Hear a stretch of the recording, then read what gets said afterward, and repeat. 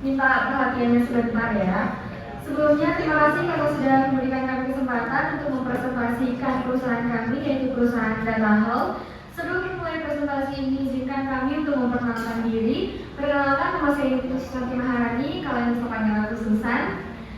Di sini saya selaku CEO dari Data Hall, dan juga saya bersama kedua rekan saya. Yang pertama yaitu Tiara Marsyanda, atau kalian bisa panggil Marsha, yang menjabat sebagai CMO dari perusahaan kami.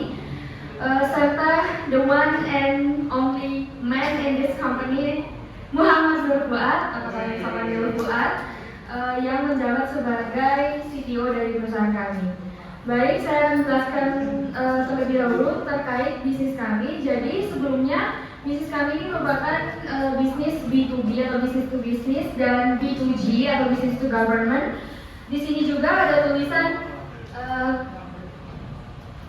ini innovation in one tap. Ada yang tahu nggak sih apa itu innovation in one tap? Mungkin kalian bisa angkat tangan. Lucky mungkin.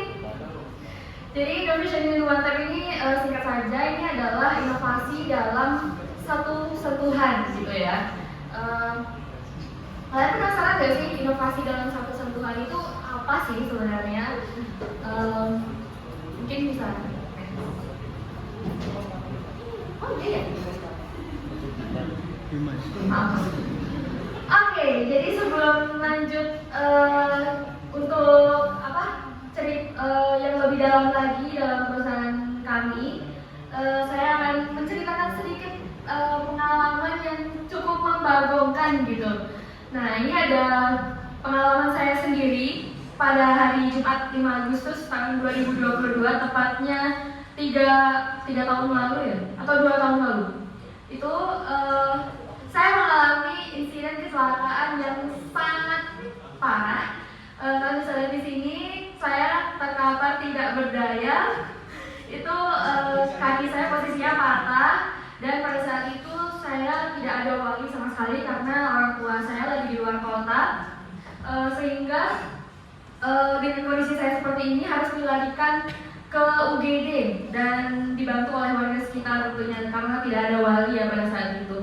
Nah, sampainya di UGD itu ternyata tidak dapat ditindaklanjuti karena belum mengisi forum registrasi data pasien gitu. Harus ditanya namanya siapa, terus alergi obat apa aja, terus ada riwayat sakit apa dan lain sebagainya. Itu benar-benar itu pusing banget sih, udah dalam kondisi yang seperti ini parahnya, tapi masih harus ditanyain hal-hal seperti itu. Nah, selain itu juga, ini divalidasi dari hasil penyebaran kuesioner kami, itu ada sebanyak 61,5% orang itu mengalami kesulitan, dan sebanyak 53,8% itu orang terganggu dengan adanya kesulitan dalam registrasi rumah sakit. Kalian pernah nggak sih mengalami kesulitan dalam registrasi di rumah sakit? Mungkin ada yang pernah, bisa angkat tangan? Pernah ya? Itu mengganggu nggak? Iya, sangat mengganggu. Apalagi saya ya dengan kondisi seperti itu waktu itu. Jadi di sini kami memperkenalkan bisnis kami yaitu Data Health.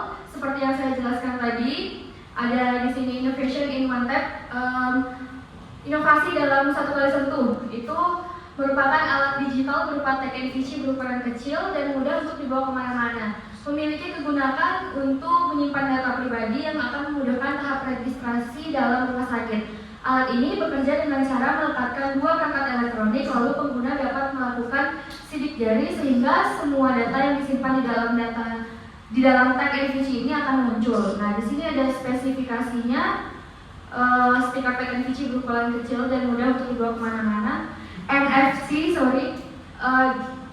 dan di sini ada dalam bentuk mobilenya juga, menyediakan aplikasi mobile untuk menggunakan fitur-fitur Data Health.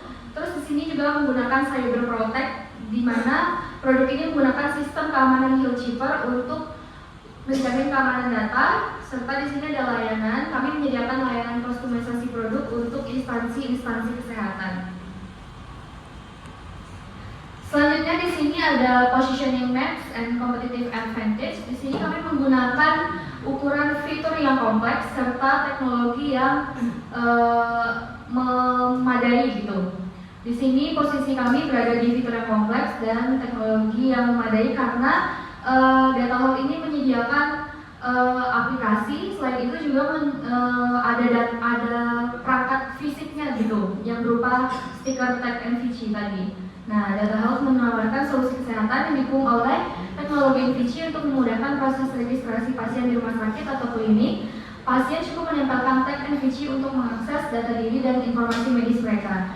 Tag NVC ini dapat menggantikan proses registrasi yang manual yang memakan waktu seperti saya tadi untuk mempersingkat waktu gitu ya di dalam sekali sentuhan.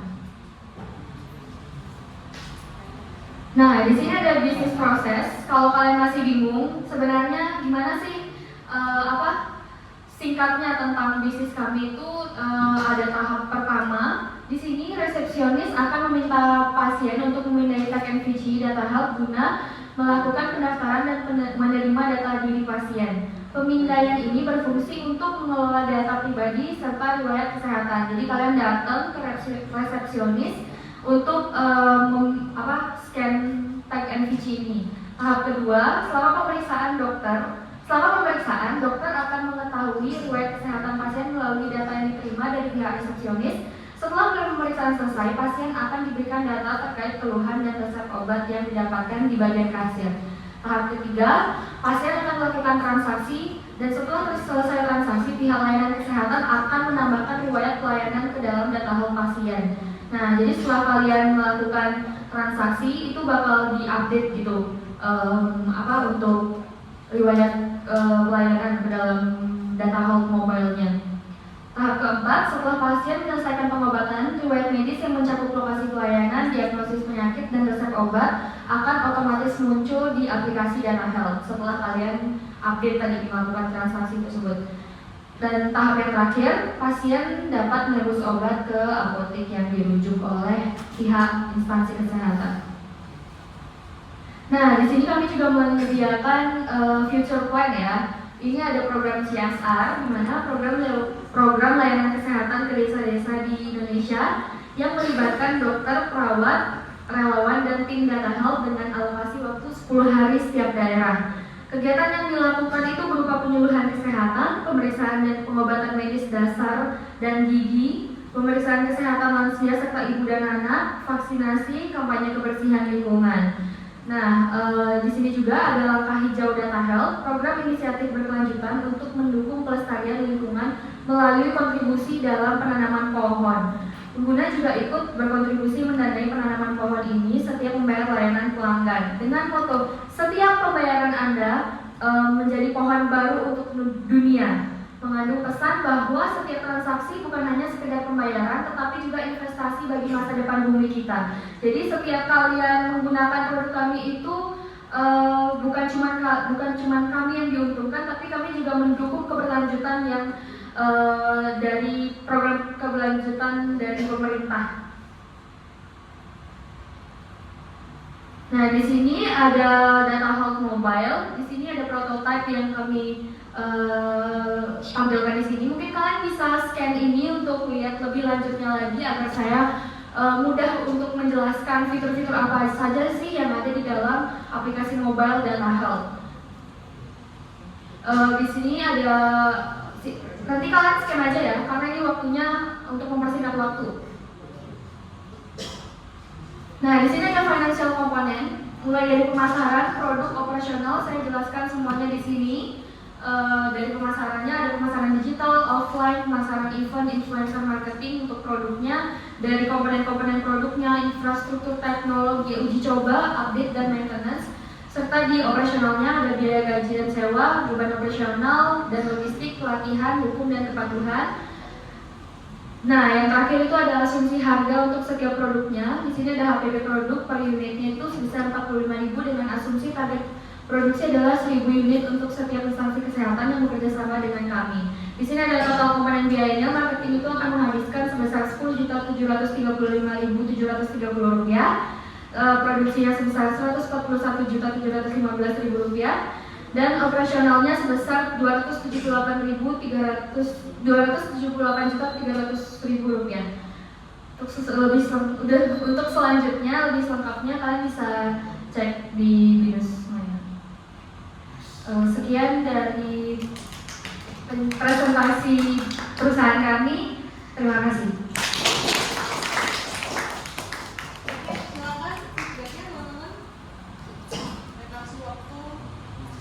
Ya, silakan.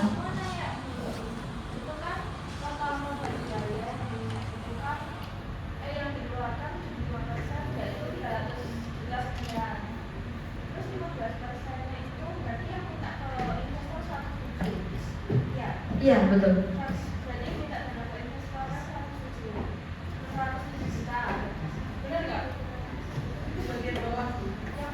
Oh, maksudnya itu dari total investor?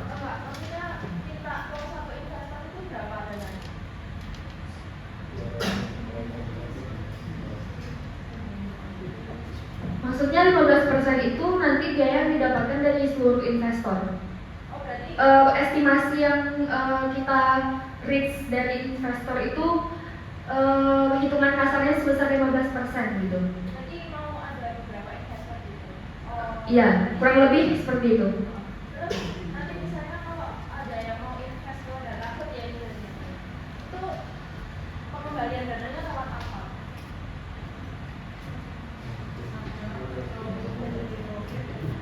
Itu untuk pembagian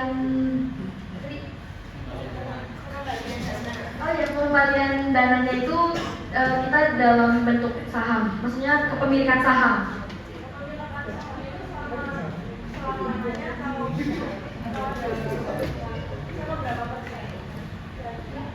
Berapa? Kan kalau kasih kepemilikan saham ke investor itu yang dikasih itu mau berapa?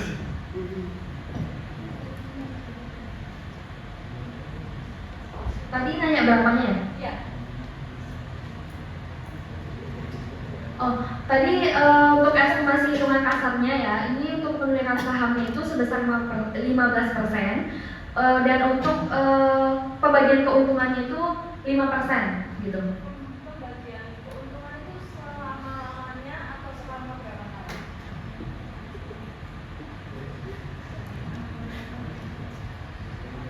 Itu kontrak sih, dalam beberapa tahun gitu. Jadi kan mungkin boleh ditambahin ya.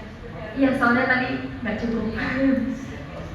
Terima kasih. Mungkin ada yang mau ngasih masukan lagi?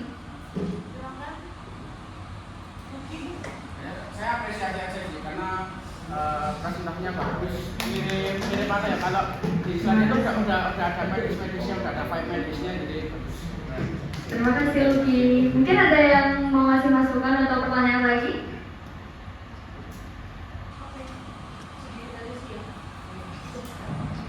Oke, baik. Terima kasih teman-teman dari Data Health, ini bagus ya. Terus boleh dilihat juga teman-teman ada bisnis prosesnya gitu, rapi gitu ya. Lalu juga user journey-nya jelas semua gitu ya. Dimana ketika kamu muncul dari sebuah masalah gitu dan ada kuesionernya, ya kan pertama kali saya minta untuk teman-teman tuh bikin kuesioner karena apa? Ini ada perceptual map ini gitu supaya jelas semua gitu ya, pain and gain point-nya itu di mana. Oke, I think it's a good presentation guys, congrats. Kita kasih apresiasi, tepuk tangan buat teman-teman dari Data Health ya. Oke. Ada yang mau disampaikan closing? Oh ya udah, oke. Terima kasih. Yuk silakan duduk.